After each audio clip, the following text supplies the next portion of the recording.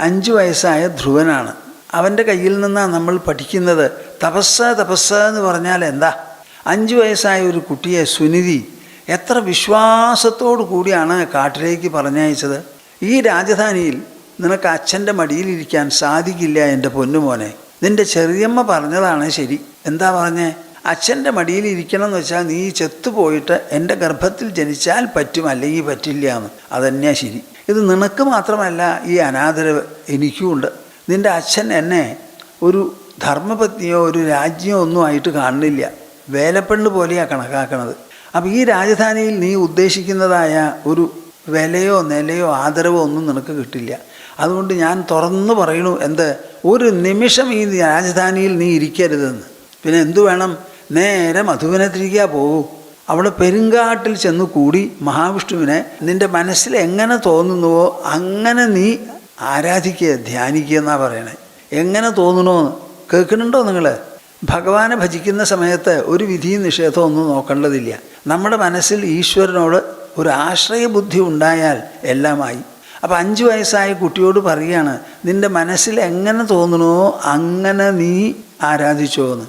കാട്ടിൽ ആരാ ഉണ്ടാവുക? കൂട്ടുകാരായിട്ടുണ്ടെങ്കിൽ തന്നെ മൃഗങ്ങളും പക്ഷികളും ലതകളും വൃക്ഷങ്ങളും ഒക്കെ അവിടെ ഉണ്ടാവുള്ളൂ, വേറെ ആരും ഉണ്ടാവില്ല പറഞ്ഞു തരാൻ. ഞാൻ എപ്പോഴും പറയും, ഈ ധ്രുവൻ്റെ കാര്യം പറയുമ്പോഴേ, എന്ത്, ധ്രുവനെ അമ്മ സമാധാനിപ്പിച്ചത് വരെ ശരിയാ. അവിടുന്ന് അങ്ങോട്ട് സുനിധി ചെയ്തുല്ലോ, അത് നിങ്ങൾ അമ്മമാരെത്ര പേര് ചെയ്യും എന്ന് ചോദിക്കുകയാണ് വ്യാസമഹർഷി. നിങ്ങളൊക്കെ ഈശ്വരവിശ്വാസമുള്ളവരാ. അയ്യോ, ഈശ്വരൻ സർവജ്ഞനാണ്, സർവശക്തനാണ്, അദ്ദേഹം കണ്ടതും കേട്ടതേ ലോകത്തിലുള്ളൂ, അദ്ദേഹത്തിന് രക്ഷിക്കാൻ പറ്റാത്തതൊന്നുമില്ല എന്നൊക്കെ പറയും. എന്നിട്ട് ആ പറഞ്ഞ വാക്ക് പാലിക്കുമോ, അതിനനുസരിച്ച് ജീവിക്കുമോ? അവിടെയാണ് ഈ പെശക് മുഴുവനും. എല്ലാവർക്കും മൈനസ് മാർക്കാ, പ്ലസ് ഒന്നും ഉണ്ടാവില്ല. A+ ഒക്കെ നീക്കി നിർത്തൂ, സാധാരണ പ്ലസും കൂടി കിട്ടില്ല. അപ്പോൾ ഇവിടെ സുനിധി പറയുകയാണ് ധൈര്യമായിട്ട്, മഹാവിഷ്ണുവിനെ ഭജിക്കൂ, അപ്പോഴേ നിനക്കൊരു പരിഹാരമുണ്ടാവുള്ളൂ എന്ന് പറഞ്ഞു. ഒരമ്മ അത് പറയാനും കുട്ടി അത് കേൾക്കാനും. നമ്മുടെ കുടുംബങ്ങളിൽ ഇങ്ങനെയുള്ള കുട്ടികളും അമ്മമാരുമാണ് വേണ്ടത്. അത് നിങ്ങളെല്ലാവരും മനസ്സിലാക്കണം. നിങ്ങൾക്കൊക്കെ വിശ്വാസമുണ്ടല്ലോ, നിങ്ങളുടെ കുട്ടിയെ ഒന്ന് പറഞ്ഞയക്കൂ. അങ്ങനെ മഹാവിഷ്ണുവിനെ മാത്രം ആശ്രയിച്ച് നിൻ്റെ മനസ്സിൽ തോന്നുന്ന മാതിരി ആരാധിക്കുക എൻ്റെ പൊന്നുമോനെ.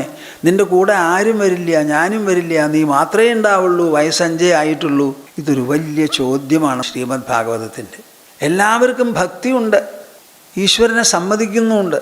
സർവജ്ഞനാണെന്നും പറയും, സർവശക്തനാണെന്നും പറയും, സർവവ്യാപിയാണെന്നും പറയും. എന്നാൽ നമ്മൾ ജീവിക്കുന്ന സമയത്ത് ഈ വക വാക്കുകൾ വെറും പൊള്ളകളായി തീരുക.